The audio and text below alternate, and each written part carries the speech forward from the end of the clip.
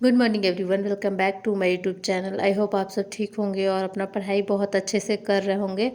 तो आज सुबह मैं 7:30 में उठी थी, तो ज़्यादा टाइम नहीं था, तो मैंने जल्दी जल्दी में हलवा बनाया बेसन का। और उसके बाद यहाँ पे मैं पढ़ने आ गई हूँ। और आज भी मैं करंट अफेयर से स्टार्ट कर रही हूँ। कल मैं करंट अफेयर का क्लास नहीं कर पाई थी किसी कारण से, तो आज मैं करंट अफेयर कर रही हूँ। तो करंट अफेयर करने में 1 घंटे का लगभग क्लास रहता है, लेकिन 1 घंटा 10 मिनट, कभी कभी उससे ज़्यादा कभी कभी उससे कम, ऐसे ही होता है। ऐसा नहीं है कि डेली 1 घंटा लग जाता है, कभी कभी मुझे कम भी टाइम लगता है, कभी ज़्यादा भी लग जाता है। डिपेंड करता है कि उस क्लास में मुझे क्या आता है क्या नहीं आता है। और आप लोग करंट अफेयर के बारे में बहुत ज़्यादा पूछते हैं कि करंट अफेयर का नोट्स कैसे बनाए, बल्कि हो जाता है।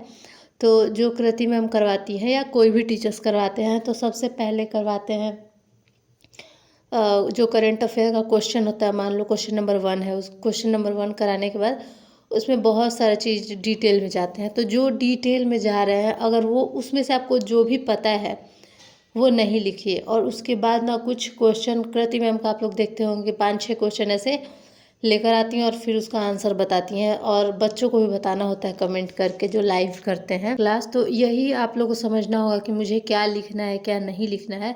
जैसे 5 क्वेश्चन लिखाते हैं, तो ज़रूरी नहीं आपको पाँचों नहीं आएगा, उसमें से 3-4। मैं तो जब भी क्लास करती हूँ मुझे उसमें से 4 क्वेश्चन आते रहता है, एक नहीं आता है, या फिर मैं कंफर्म याद नहीं कर पाती हूँ उसको, या मुझे लगता है कि मैं कभी भूल जाऊँगी, तो मेरे कॉपी में होगा तो एक बार मैं पढ़ लूँगी। तो वैसी चीज़ों को ही मैं नोट करती हूँ। तो जब भी 5 या 6 क्वेश्चन रहता है, उसमें से एक ऐसा क्वेश्चन होता है जिसमें या तो मुझे कन्फ्यूज़न रहता है या तो मुझे याद नहीं रहता है, तो वही मैं सिर्फ लिखती हूँ। और वो भी शॉर्ट में लिखती हूँ, ऐसा नहीं कि पूरा डिटेल में लिख रहे हैं, क्योंकि सर लोग का काम होता है कि वो थोड़ा आपको डिटेल में जाके समझाएं। हमें उतना ही लिखना चाहिए जितना कि हम समझ पाएँ बाद में भी। तो सर जो होते हैं अच्छे से डिटेल में समझाते हैं, और उन्हें क्या होता है, उन्हें सिर्फ आके पढ़ाना होता है, ठीक है। लेकिन हमें समझना भी होता है, उसको लिखना भी होता है, याद भी करना होता है। तो हम 3-3 काम एक साथ करते हैं, तो उन लोग को पढ़ाना आसान होता है, क्योंकि उनके कंटेंट राइटर होते हैं, वो एक बार पढ़ के आते हैं ऑलरेडी और उसके बाद यहाँ पे पढ़ाते हैं। तो इसी वजह से उन लोग के लिए इजी होता है, और फास्ट लिखते भी हैं। टीचर्स का आप लोग पता ही है कि टीचर्स को लिखते लिखते आदत हो जाता है, वो जल्दी जल्दी लिखते हैं। और टीचर्स का है कि क्वेश्चन उन लोग के पास रहता है, सिर्फ उन्हें उसके बारे में बताना होता है। हमें क्वेश्चन भी थोड़ा लिखना ही पड़ता है कि क्या है। मान लो कोई योजना है, तो वो उस योजना के बारे में बताने लगेंगे, लेकिन हमें वो योजना भी लिखना पड़ेगा, किसने उसका उद्घाटन किया, किसने लॉन्च किया, ये सारी चीज़ें लिखनी होती है। तो वही मैं आप लोग को बता रही हूँ कि आप लोग को जितना शॉर्ट वे में आप नोट्स बना सको उतना शॉर्ट में बनाओ। मतलब इतना शॉर्ट मत बना लो कि आप ही को समझ में ना आए।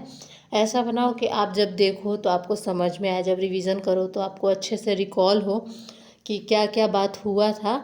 और जो भी है एक्स्ट्रा पॉइंट है उसको आपको लिखने का ज़रूरत नहीं है। ऐसा नहीं है कि जो भी है वो सारा चीज़ आप लिखते चलो, क्योंकि ऐसी चीज़ें जो आपको लग रहा है कि यहाँ मैं नहीं लिखूँगी लेकिन मेरे नोट्स में है। मान लो ज्योग्राफी का कोई पॉइंट आता है, तो वो आपको लिखने की ज़रूरत नहीं है, क्योंकि ऑलरेडी आप अगर ज्योग्राफी पढ़ेंगे तो उसमें होगा वो पॉइंट। मान लो कोई हिस्ट्री का आता है, तो अगर आपके नोट्स में वो चीज़ है तो वो आपको लिखने की ज़रूरत नहीं है। सिर्फ वही लिखिए जो या तो आपके किसी सब्जेक्ट नोट्स में नहीं है, या तो आपको वो आ नहीं रहा है, वही लिखना है। ऐसे तो आप लोग लिखने लगेंगे तो A to Z बहुत सारा पॉइंट हो जाएगा। मैं आप लोग को कई बार दिखा चुकी हूँ कि मेरा 1 पेज से ज़्यादा नहीं होता, 1 पेज 1.5 पेज, इससे ज़्यादा मेरा कभी भी एक दिन का करंट अफेयर नहीं होता है। उसके बाद मैं ना यहाँ पे KGS का खोल के देख रही थी क्या हो रहा है क्या नहीं हो रहा है पढ़ाई, क्योंकि मैं अभी नहीं कर रही हूँ KGS से मेंस का क्लास। और आप लोग में से बहुत लोगों का ये क्वेश्चन आ रहा था कि आपका नंबर कितना है, आपका नंबर कितना है, क्या आपका PT निकल गया, क्या आपका PT निकल गया, PT हो गया, ऐसा क्वेश्चन करके। तो अभी तो रिज़ल्ट आया नहीं है, तो मैं कैसे बताऊं कि मेरा PT हो गया है नहीं हुआ। ये तो अजीब टाइप का क्वेश्चन ही हो गया। जब तक रिज़ल्ट नहीं आता हम कुछ नहीं बोल सकते हैं।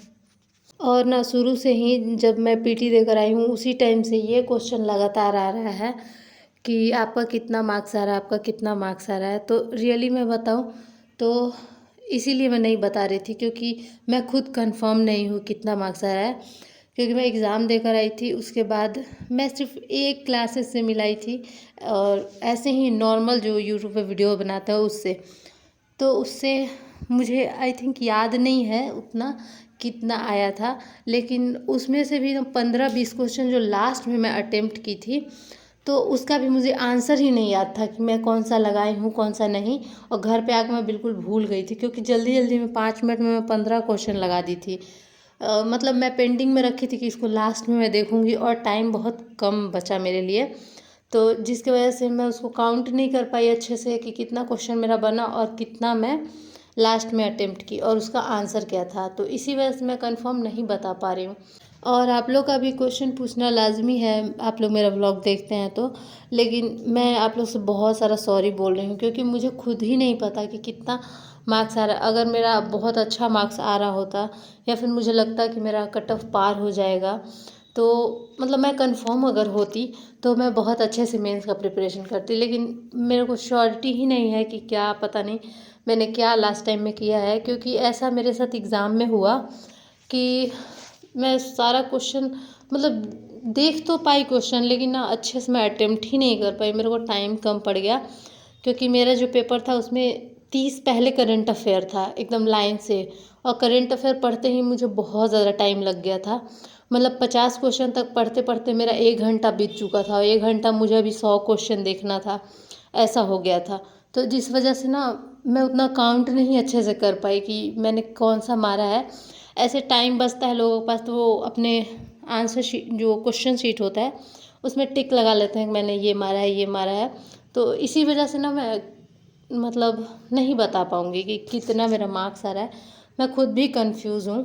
लेकिन हाँ, इतना मैं ज़रूर कहूँगी कि अगर वो जो 15 क्वेश्चन था मेरा, अगर उसमें से 10 क्वेश्चन भी सही हो जाते हैं, 10 नहीं, अगर 5 भी सही हो जाते हैं, तो मैं कट ऑफ पार कर जाऊँगी। अगर 5 नहीं सही होते हैं तो मैं कट ऑफ नहीं पार कर पाऊँगी। क्योंकि 15 है तो उसमें से 5 अगर जाता है तो मतलब नेगेटिव वगैरह काट के भी मतलब 2-3 मार्क्स का मुझे फ़ायदा होगा। तो वही मैं बोल रही हूँ कि अगर जो लास्ट में 15 मैं अटेम्प्ट की हूँ उसमें अगर 5-6 सही हो जाता है तो कट ऑफ मैं क्रॉस कर लूँगी, और अगर नहीं होता है तो पता नहीं। तो इसी वजह से मैं मार्क्स नहीं बता पा रही थी। तो सॉरी, आप लोग को भी अगर पता होगा कि आप लोगों का कितना आ रहा है मार्क्स, तो आप लोग कमेंट में बताइएगा। क्योंकि मैं तो अंदाज़ा नहीं लगा पाई, ना क्वेश्चन टिक लगा पाई कि कौन सा मेरा आंसर है, टाइम मुझे कम पड़ गया था। तो देन यही बताना था मुझे, क्योंकि आप लोग ऐसा लग रहा था। और यहाँ पे मैं कपड़े फोल्ड करी थी और बातें भी कर रही थी इनसे, क्योंकि जब ये रूम पे होते हैं तो मैं सोचती हूँ कि थोड़ा काम भी मैं कर लूँगी, इनसे बात भी कर लूँगी, और इनको मैं चिढ़ाती भी रहती हूँ कभी कभी, और काम भी कर लेती हूँ साथ में ताकि मेरा काम भी हो जाए। और वैसे भी कपड़ा फोल्ड कर रही हूँ तो मैं अच्छे से बात भी कर सकती हूँ, तो इसी वजह से। और जो भी मेरा काम रहता है मैं कोशिश करती हूँ कि चलो काम भी हो जाए, थोड़ा टाइम भी स्पेंड अच्छे से हो जाए। और मुझे लगता है कि ज़्यादा हस्बैंड का कपड़ा है, लेकिन जब भी मैं धुल के और ले आती हूँ फोल्ड करने के लिए, और फोल्ड करके जब अलग करती हूँ तो मेरा ही ज़्यादा हो जाता है। मैं डेली कपड़ा धो रही हूँ और बहुत ज़्यादा हो जा रहा है डेली डेली, क्योंकि मैं नहीं थी ना, तो बहुत सारा हस्बैंड रख दिए थे कपड़ा गंदा करके, वो धोते ही नहीं है जब मैं चली जाती हूँ, तो इसी वजह से बहुत ज़्यादा हो जाता है। और एक तो ड्यूटी वाला हो जाता है, ऊपर से डेली वेयर हो जाता है रूम का, तो इसी वजह से ज़्यादा कपड़ा हो जाता है। और मार्केट जाते हैं तो वो अलग हो जाता है, इसी वजह से अब बहुत ज़्यादा कपड़ा फोल्ड करना पड़ता है, डेली डेली धो फोल्ड करो। और आप लोग देख सकते हैं कि मैं इनसे काफ़ी सारी बातें कर रही हूँ। ऐसे तो मुझे मौका नहीं मिलता है, पढ़ाई करना होता है, घर का काम करना होता है, लेकिन हाँ, जब भी मैं ऐसा काम कर रही होती हूँ कि मैं बातें कर सकती हूँ तो मैं बातें कर लेती हूँ। और अब मुझे सफाई करना है, सफाई करने के लिए आप लोग देख सकते हैं, मैं आप लोग को बहुत कूड़ा करकट लगेगा, क्योंकि मैं सारा जितना भी सामान था अलमारी वगैरह पे रखा हुआ, और टेबल पे आप लोग देख सकते हैं सारा सामान मैं निकाल दी हूँ रूम का, और कुछ बेड पे भी मैं रख दी हूँ। और अब मुझे इसकी सफाई करनी है, अच्छे से पूरा धोऊंगी मैं, और उसके बाद ही कुछ करने वाली हूँ। और देखते हैं कितना टाइम लगता है। तो यहाँ पे मैं सारा धुलना, और यहाँ पे फ़ोन जहाँ था वहाँ पे पानी आ गया था और लैपटॉप रखा हुआ था, तो मैं जल्दी से फिर देखने गई कि पता नहीं उस पर नहीं ना पड़ गया पानी, क्योंकि लैपटॉप पे अगर पानी जाएगा तो ख़राब हो जाएगा, इसी वजह से। और मतलब आधा सामान इधर शिफ्ट करके फिर इधर धोई, फिर आधा सामान उधर शिफ्ट करके उधर धोई, ऐसे ही मैं कर रही थी। और पता नहीं क्यों मेरे को सफाई का ज़्यादा ही चुल रहता है।